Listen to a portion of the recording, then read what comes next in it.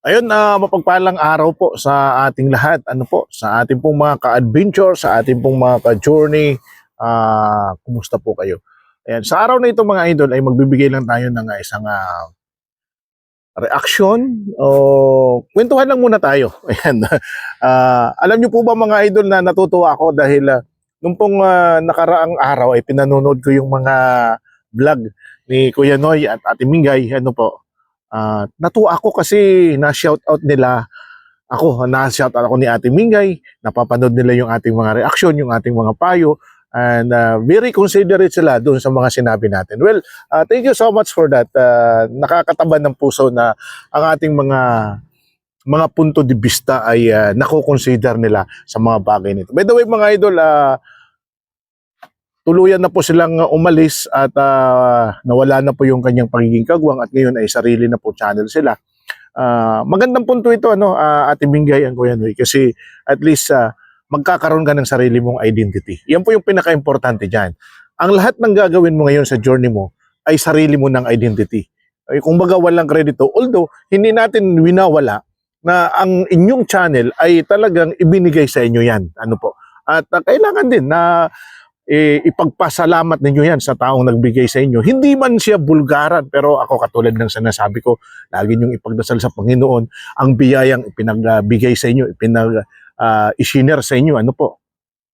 At pasalamatan ninyo ang taong nagbigay direkta sa Panginoon upang sa ganun ang biyaya ay siksilig na nag-uumapaw na bumalik sa inyo, ganun din para sa kanila. Ano po. Ngayon, tuloy po tayo. Yun nga po nakakatuwa kasi na-shoutout ako ni Ate Mingay doon po sa kanyang sa kanyang vlog. So sabi ko, oy, nanonood pala si Ate Mingay. And then habang nanonood ako ng kanilang vlog, nagbabasa ako ng comment. May mga suggestion kasing lumabas na sabi nila kailangan na daw gumawa ng channel si Ate Mingay. So ito lang po ang punto ko. Kuya Noy and Ate Mingay. Tama po na kailangan pong gumawa ng channel si Ate Mingay. Kasi nakikita po natin na magkaiba po ang inyong kumbaga ideya pagdating po sa pagbablog. Pero sa ngayon po na nag-uumpisa pa o nag-uumpisa pa lang kayo sa inyong channel, ang payo ko sana hayaan nyo muna na pagtulungan ninyo ang inyong channel. Kumbaga, hindi pa siya napapanahon para mag-create si Ate Mingay ng channel. Upang sa ganon, ang inyong channel ngayon ay mapagpukusan ninyo, mapaglaanan ng panahon. Okay lang po yung parang random vlog, no? Andiyan po yung chemistry ng pamilya, nakikita natin, kasama sila din, no? Nakakatuwa yan, good vibes yan kasi ang mga taong nanonood sa inyo ay nakaka-relate sila. Ang pinaka-importante lang naman, Kuya Noy, natin Mingay, una is makarelate sa inyo. Excuse me, nasamid ako. Sino kaya ang nakaalala sa akin? Pag nagre-react ako, nasasamid ako. Meron na naman siguradong tutol kapag nagre-reaction ako. Well, anyway, ayan, tuloy po tayo. Alam niyo po ang punto dito, ganito po yon. Importante po sa pagbablog na nakaka-relate ang inyong mga manunood. Kasi doon po lalabas yung pagiging realistic, pagiging totoo.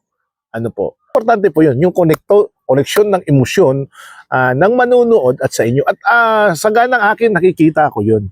Nakikita ko, actually, ang ganda ng mga punchline ni Ate Mingay. Kaya nga maganda ang chemistry. But sorry to say, Kuya Buknoy, doon po sa channel ninyo, ang nagdadala ngayon si Ate Mingay. Pero that's good naman. Kasi pag si Kuya Buknoy naman, ang berada niya is mga malalalim, di po ba, makahulugang mga salita.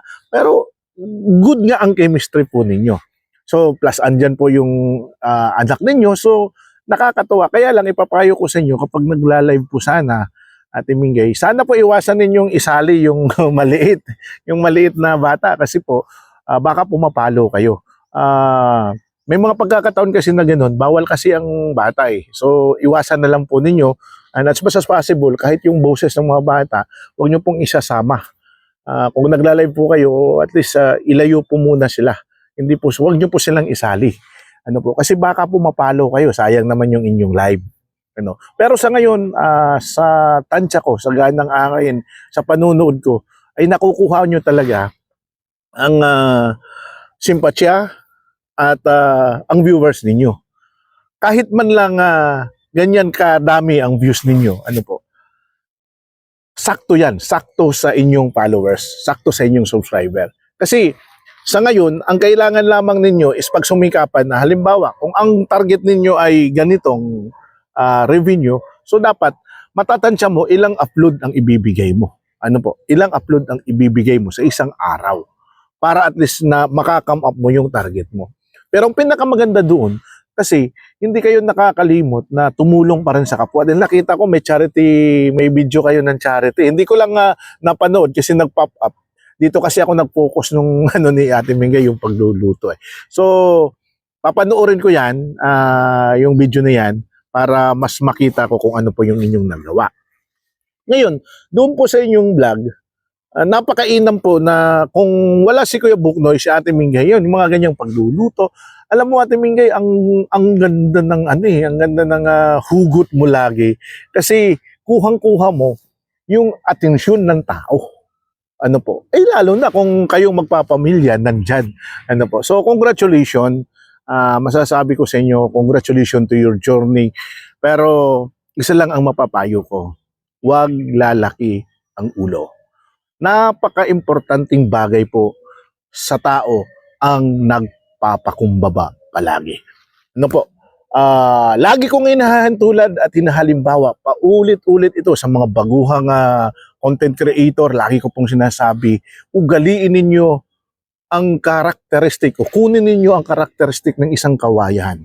Ang isang kawayan, lalong tumatayog, lalong tumataas. Pero tingnan nyo naman, hindi nakakalimot yumuko sa lupa. Kaya po pag hinahangin, pag bumabagyo, lalo lamang silang yumuyuko sa lupa. Bakit? Kasi andun po yung humility. Hawak nila yon sa puso nila at doon sila nagiging matibay. So yan po yung magiging sandalan ninyo. Pahalagahan ninyo ang inyong mga viewers. Tama yon yung mga sinashoutout ninyo, yung mga viewers ninyo, tama po yun. Ang pinakamaganda ninyo, napapansin ninyo ngayon, ay nagkakaroon kayo ng tulungan kasi yung viewers ng adventure ay napupunta sa journey, at yung journey naman napupunta sa adventure. Nakakatuwa yan, nakakatuwa. So ibig sabihin, ngayon po ay nagugustuhan kayo ng tao.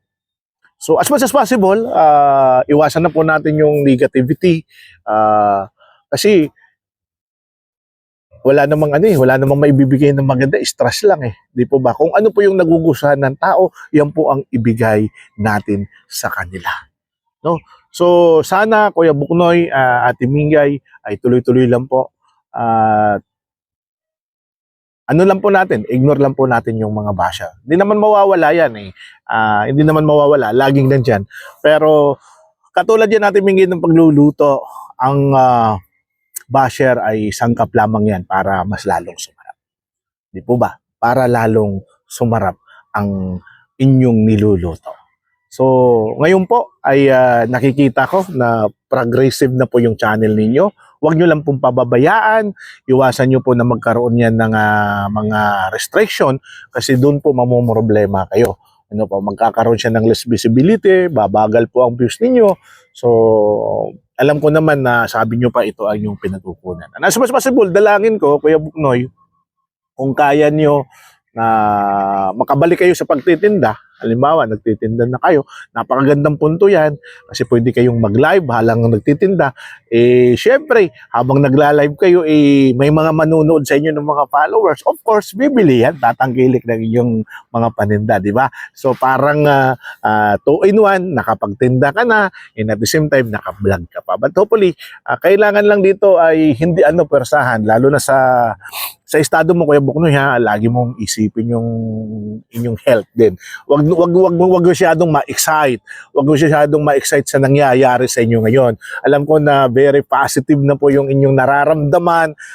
Nakikita naman po yan sa inyong personal na appearance. Pero katulad po ng sinasabi ko, wag masyadong ma-excite. Lagi mo pa rin pong alagaan ang iyong kalusugan. Kasi alam nyo po, mahalaga po yun. Pag ikaw po ang magka-problema, talagang diretso yan hanggang sa kabuuan ng inyong pamilya.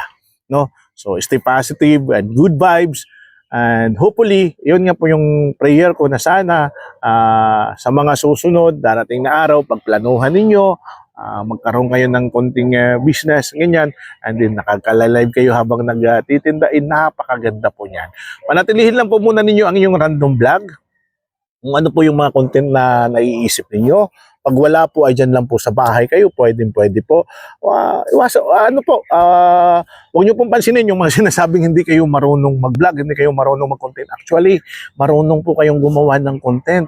Alam nyo po, ang pinakamahirap po sa isang vlogger ay ang mag-isip kung paano po mag-content. Napakahirap po. Sa akin naman po, bilang reactionist, bisan po reactor, ito na po yung list ko. Magbigay payo sa inyo. At sana po ay i-consider naman po ninyo sa mga followers ng Journey, sa mga followers ng Adventure, ay huwag nyo pong pagsawaan po ang ating mga punto na pinasasabi. Kasi ako po mga idol, ay hangad ko lang po na mapangalagaan, masubaybayan itong dalawang channel na ito, nila Kuya Buknoy at ni Intoy.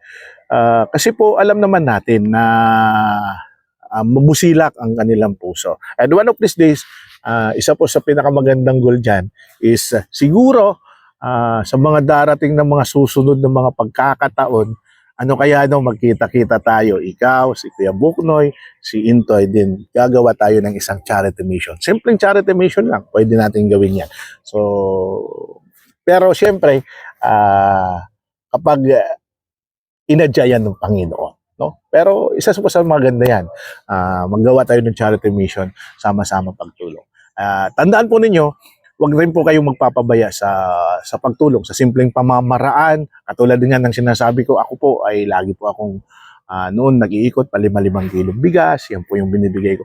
Sa ngayon po mga idol, meron din naman po tayong mga tinutulungan, hindi na po siya nabablog, pero ako po naman ay talagang nag-aabot ng tulong sa mga nakikita ko. Hindi na po i-elaborate yan kasi doon naman po yan sa kabilang kabilang platform ko. Doon ko po nilalagay ang aking pagtulong.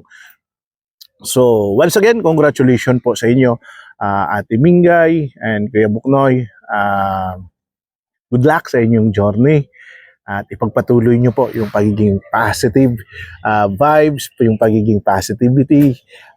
Napakalaking tulong po yan. Lalong-lalo na, tandaan po ninyo sa ating mga kapatid na OFW. Talagang very stress po sila sa trabaho. Lagi ko pong paulit-ulit yan.